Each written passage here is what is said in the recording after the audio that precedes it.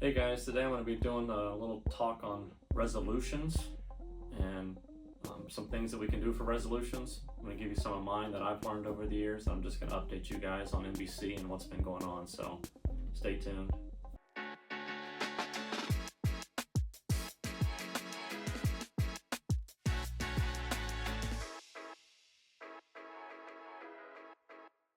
Alright guys, John here from Nothing But Cardboard. Hope you're doing well. Just going to update you on NBC, what's been going on, where we've been, how come we haven't been on that much. We had two hurricanes within a month's time, so prepping for those and getting ready for the next one, and prepping for the next one after that. Actually, we were here in this house for the hurricane. We lost power, and we felt the effects. It was very close to us, so that was life-changing. Then we had the holidays, so we've taken some time off for a while. Cody got a promotion, higher clearance. He's traveling more, so he's got a little more on his plate. He's been busy. Son had a baby, so I have two grandbabies now because John had a baby 10 months ago, Nora, and Kaylee, his wife, is pregnant with another baby by June. So John has one child now, another child on the way. He's got some family that he's been helping out also. So been busy. Life comes and it throws a lot at us, and we just have to deal with it. I retired in August from the post office, so you would think I would have more time, but that hasn't been the case. I've been busy with the two grandbabies that I have, and then another one on the way. We go over there and help out when we can. So that's where we've been. Not sure where we're going in the future. We've been discussing it, thinking about it. We still want to do some videos as far as PSA reveals and different things that we're going to try. So we're hoping to be on it. Probably won't be as much as it was before, but we'll just have to see what the year holds. So let's get into the rest of this video. So New Year's resolution, new year, new you. People have a bunch of resolutions and they do things to try to change, to make a change. Usually it's losing weight, getting in shape, whatever it may be. So for us, it's sports cards and different things that we want to do in the sports card or the hobby. So resolution is a mental, firm decision. So it's just saying in our mind, this is what we want to do. It's a goal, it's an aim, or a desire. So you can't just say, I want to do 50 push-ups, and you're going to be able to jump down and do 50 push-ups. You have to build up to that. So resolution is what our goal is, what we want to see happen. How we reach that is different. So we have to set some habits. We have to make some good habits and get rid of some bad habits. It takes about 66 days for the average person to either break a habit or to start a new habit. It depends on how hard the habit is, the person, their willpower, all of that. So habit is a regular tendency or practice. So again, something that you set up, that you do, that becomes regular, becomes second nature. You don't really think about it, you're able to do it. The biggest thing to reach a resolution or a goal is self-discipline. So the definition of self-discipline is the ability to control one's feelings and overcome one's weaknesses. So it's the ability to pursue what one thinks is right despite temptation to quit or to stop or to abandon it. So we have to be disciplined enough to get the habits that we need to have so that we can reach our goal and the resolution that we want to reach for 2025. So one of the things I was looking up, I saw habits and resolutions. Quitter's Day just is today. So today is Quitter's Day for 2025. So out of 80% of people that made a resolution on January 1st, or the New Year's, whenever they made it, by today 80% quit. So 2 weeks time, 80% of the people. That's just astounding. So again, the reason is they just set a resolution or goal and they don't get the habits and the self-discipline that they need to get that done. One thing a pastor said this past weekend at church is he says, we don't try, we train. So instead of thinking, I'm going to try to lose weight, or I'm going to try to buy a better sports card, I'm going to try to go to sports card shows, or I'm going to try to make more money, whatever the thing is, you have to think of it as I'm going to train myself. So training takes a commitment. Think about football players. They train, they have game day, and they have a day off. Tuesday, they're back on the field. They're training. They go do film. They do weightlifting. They go and do cardio, stretching, the icing, all the stuff that they have to do to get better. They have to keep eating, they have to get their sleep, and then they keep doing it. They're training, making themselves to where that becomes easier to do the things that they want to do. So we need to stop thinking in our minds that we're just going to try and do this. We have to train ourselves to do it. So again, not going to be able to jump down and do 50 push-ups. You have to work your way up to that. But you just can't give up. We can't quit. We have to be self-disciplined to keep it going. And you can't beat yourself up. You can't be too hard. Say, I'm a loser. I'll never do this. You just have to keep trying. If the goal, 50 push-ups, is too much, then somebody could say, I want to do 25 or I want to do 30. And then throughout the year, you can adjust your resolution or your goal to what you want it to be. So a few things for sports cards that people like to do. Not get into debt.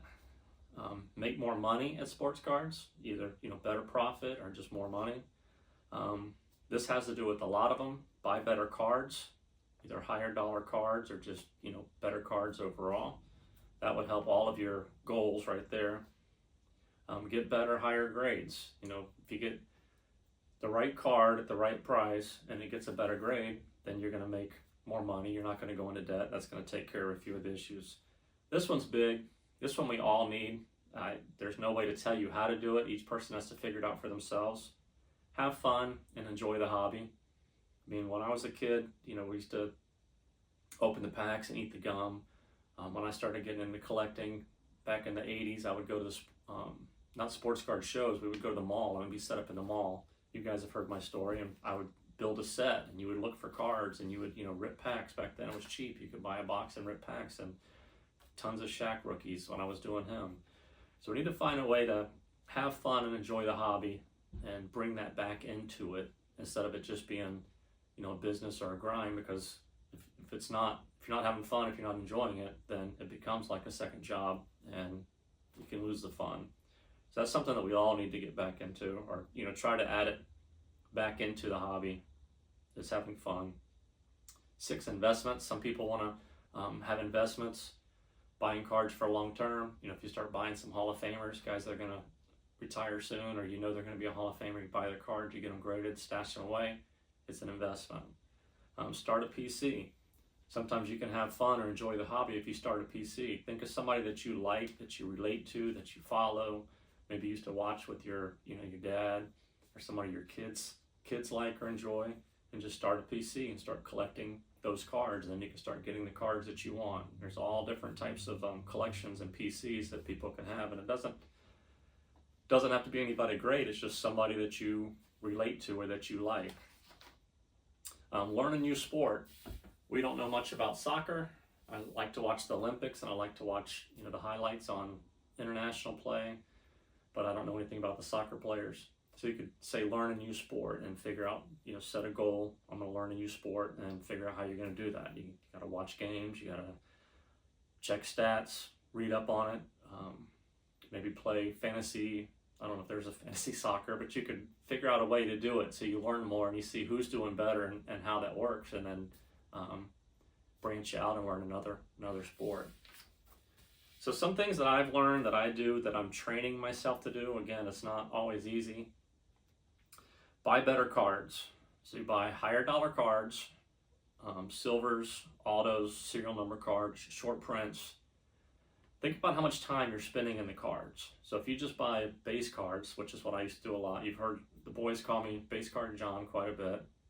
If you buy base cards and it doesn't work out, you're spending the same amount of time as you would if you bought a higher dollar card, and the chance of that higher dollar card doing better, it's just a better investment on your time if you buy higher dollar cards instead of buying, like let's say you buy 2 higher dollar cards, spend $100 instead of buying 5 base cards for $100, or you buy 1 really good card, decent card. I wouldn't say high end, but for me that would be high end for me if I spent $100 on 1 card. So you get a better investment because you're buying better and high end cards. And then when you go to sell those cards raw, if they're not gradable, then you get your money back a lot easier than trying to sell base cards. Buy at a good price. do some research, see what the cards are going for, and set in your mind, all right, if I see it for, you know, $80, that's the price I want to get. A lot of that is timing. Like football cards now, we're in the playoffs, so a lot of people that didn't make the playoffs, their cards are starting to go back down. So the next week or two, it'll be a good time to buy those cards. Right now, the playoffs are going on, so you don't want to buy Lamar Jackson, Barkley, Josh Allen. You don't want to buy those cards because they're still at the highest point. So timing. Auctions, you have a better chance of getting deals on cards than you do buy it now. Buy it now, if it's a low price, you could put in an offer and you may get it. But a lot of times auctions go for so much less money than buy it now. Patience. Patience is a huge thing. If you don't get it, don't think I missed out or I need to get this many cards in this amount of time. Be patient. You know, along with the price point, you want to set a goal on when to have the cards. You know, I mentioned football. So football season's over now, so people start buying cards, lower prices, get cards together in time to send them for grading to get them back before, you know, September next year when the season starts again. Check cards well on eBay before you buy them. This I didn't do for a long time, and I really look at the pictures, read the description. I mean, eBay is terrible with the descriptions. Some people's pictures are in plastic, so you can't really see them, so sometimes you have to ask them questions. And if it gets to that point, I don't even watch them. I won't even look at them or save them because it's no need. I might end up buying them and then there was something wrong with it. So just check the cards well. It'll save you trouble. Getting too many cards, getting cards that aren't grade worthy, having issues with, you know, people selling cards that have issues. So it's just check the card as well as you can on eBay, look it over, and just, you know, again, make good decisions based on the price. Pre-grade the card. I used to hate doing this. I still do. It's just one of the tedious things. But to pre-grade the card, you need to get how you're going to do it. You need to get in your mind. I have magnifying glass. I don't know how much you guys can see. I have a scope. I have light, good light, so I can look at it. So we've done videos on that. You can go on YouTube and look up how people pre-grade cards, but be more stringent in pre-grading cards. And what I've been doing recently is paid off as I do the 4 grades that PSA does. So I'll do the corners, the edges, the surface, and the centering. And again, going back to the one I said before on 3, you can really check centering well on cards. If it's not going to be, I mean, I think PSA now is even more 50-50 than it was before. Some say still 60-40. But check the centering. If the centering is not really spot on, move on. Move away from that card. Don't even bother. And again, you got to be careful because people will take pictures of the card like at a weird angle so you really can't see the centering. Ask them for more pictures. If it's a price and a card that you want, then reach out and say, hey, send me some more pictures. So pre-grade the card well. See if it's going to grade. If it is going to grade, then you know that helps you in your if you're going to send it to grading. The next one is only send your best cards. All of this takes time. You get a card that you really want.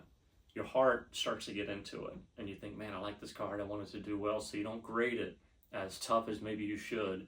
And then you think, well, it's got a chance for this or that. If it's going to grade a 9 and you're going to make up money or break even, then send it to grading.